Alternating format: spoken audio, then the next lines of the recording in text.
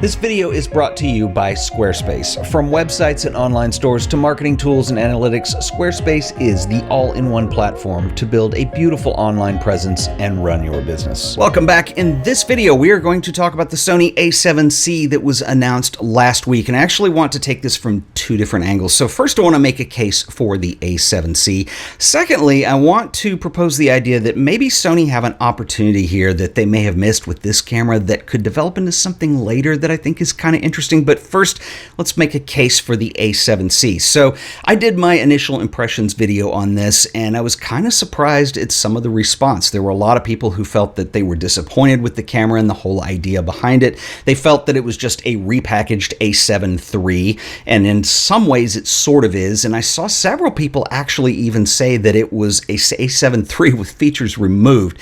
So I want to set a little bit of the record straight right before we get into this in terms of the difference between these two cameras. So with the A7C, first of all, the only thing that differs or that you could consider that would be removed from the A7 III would be, first of all, the viewfinder is not quite on the level of what you're going to get in the A7 III.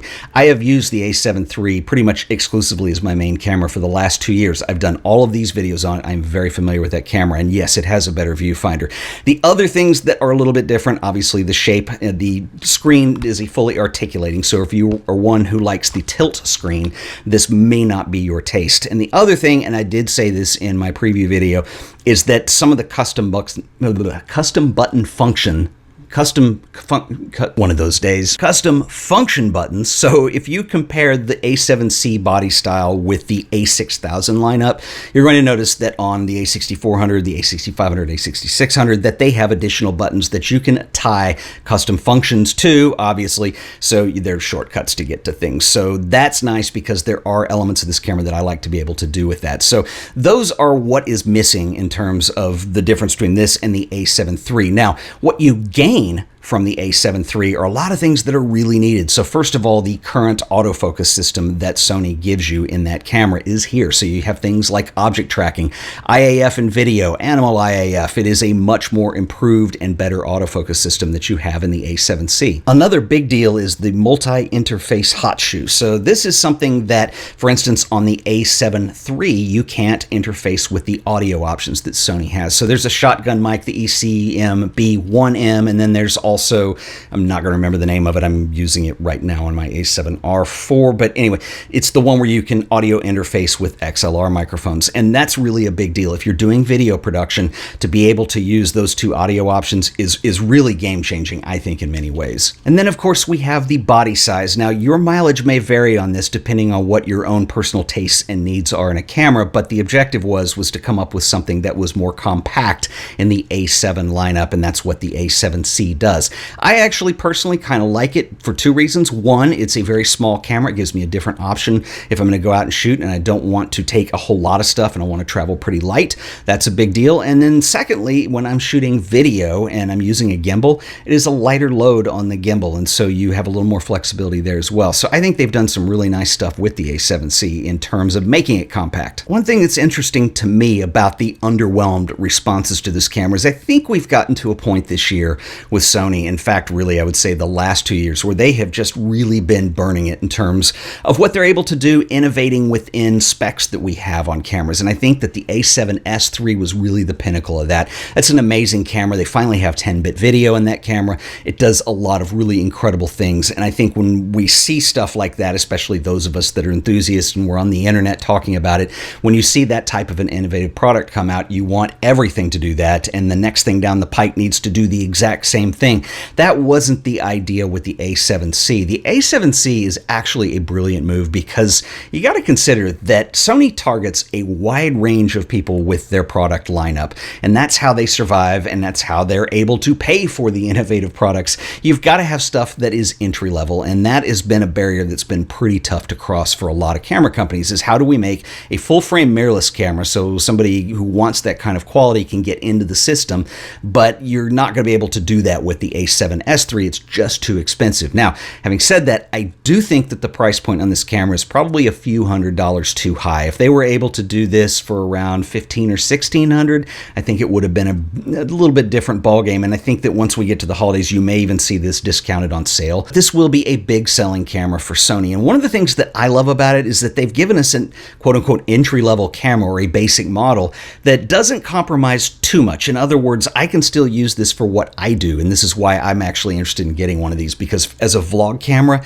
it's still going to be one of the best available. I think Panasonic has done that this year with this S5. That's a $2,000 camera, but it's heavily discounted when you compare it to the rest of that lineup.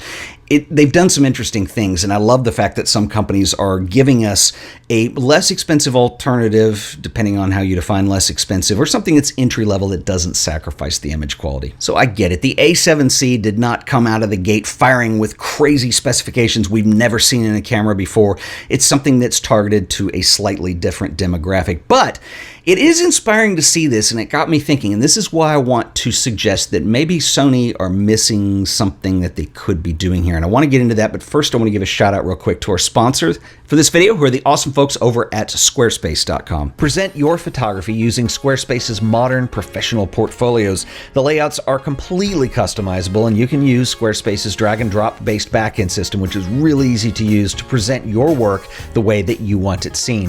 Squarespace is an all-in-one platform for building beautiful websites, easily claiming your domain or URL, and creating a custom site that brings your ideas to life. Squarespace is host to a number of other tools, including e-commerce, appointment scheduling, and analytics, so that you can grow your brand and your following. So head over to squarespace.com for a free trial, and when you're ready to launch, you can go to squarespace.com/AOP to save an additional 10% off your first purchase of a website or domain. Once again, that is squarespace.com/AOP, and I want to thank the folks at Squarespace for sponsoring another episode of The Art of Photography. So bear with me for a second. I want to conceptualize about something that I think would be really cool to see. So you know that Sony loves compact cameras. That is part of their 5 fundamentals. That is fundamental number 4. And so that's the design direction they go in with all the cameras: lenses, image quality, battery life, so on and so forth. Compact is one of the 5 fundamentals. So I have no problem with compact cameras. I think it's a really cool idea. So we're talking about an interchangeable lens camera with the A7C. Let's, for a second, this is just hypothetical, let's say that price point is not an option, and let's say that we're not really trying to target that entry-level audience. We're going to build a professional camera where the emphasis is on the compact. I think this actually starts getting into that territory with a few changes. The first thing I would do is just get rid of this viewfinder. It does nothing for me. It's really small, and my eyesight at my age is starting to get a little weird, and so I really do not care for the tiny viewfinder. It's not the end of the world. I don't have to use it. I can just use the back screen. In fact, I want to make a case here. If you just remove the viewfinder, this is a camera that Sony used to make. I guess they still make it. I think you can still get these. This is an A5100. So several years back when the A6000 came out, and that was like the best-selling camera for Sony up to that point, that was a really huge camera. This was sort of a second option, which was an A6000 without the viewfinder, and I actually love this. I did a video on it way back in the day. It's one of my most viewed videos ever, and this had the flip-up screen, so you could view yourself while filming. I actually filmed a lot of these YouTube videos on this. This would overheat very quickly, so there was a lot of hacks involved, but I digress. I want to stick with the point. The point is that you don't have a viewfinder on here. Now, I want to compare that with something like this, which is actually an old film camera. This is a Zorky 3, and this is one I've had for years, and this actually has an external viewfinder. Now, the issue with this, the Zorky was essentially a copy of the early Leicas and back in those days, and you had a viewfinder in here that was fixed that was actually a rangefinder. Well, this is for a 50mm lens, so what if you put on a 90mm lens or a wider angle lens? Then the viewfinder doesn't detach, so you can't keep up with it. So this design used the viewfinder for focusing with the rangefinder, but then you had another viewfinder for just framing the shot. And this one actually is selectable, just depending on what focal length you're using. You spin this dial, and literally all it does is, like, it has an aperture in there, and it just crops in and shows you what you're looking at and what the final frame is going to be. What if you took this kind of concept? This is very old. This is an old concept, and we're going to bring this up to the modern day a little bit. But what if there was a way to use the multi-interface shoe that you can use for audio that you could also pop in a viewfinder viewfinder that's detachable as well. Now, Sony have a viewfinder that they make, but my point is that they have the king of all viewfinders, and it goes in the A7S III, and that is a 9-point-something million dot display. What if that viewfinder was available as an accessory? This didn't have one at all, and you had a compact camera that you could just slide that viewfinder into. That would be amazing. And I don't know, I'm not an engineer, but if you were able to take out the viewfinder, does that give you a way to even make this further more compactor, less big, smaller? Let's just say it would be compact, and it would give you room to put your custom function buttons back on there a little bit, I'm just saying. But I do think that Sony is onto something with the whole idea of having a compact camera in that A7 lineup. I would just like to see them take it a little bit further and do more with it, and maybe offer some accessories as options like an external viewfinder. I would buy that in a heartbeat. The ability to have, through your multi-interface shoe, the ability to, when I'm doing video, have a microphone in there, and when I'm shooting stills, I've got a really compact thing that I can use as a street setup, and I can just get an external viewfinder, especially one that's the 9 million dot display. That would work. But I think some of the disappointment in this camera probably comes with that price point. But, you know, guys, make no mistake, this is a better camera than the A7 III. It may not be by leaps and bounds. That will be the A7 IV, but this one is a very much improved A7 III. I've absolutely had a blast shooting with this. I've made a couple of these videos with it without you seeing or knowing about it, and it looks exactly like my A7 III, but it's actually smaller, and I have better audio options.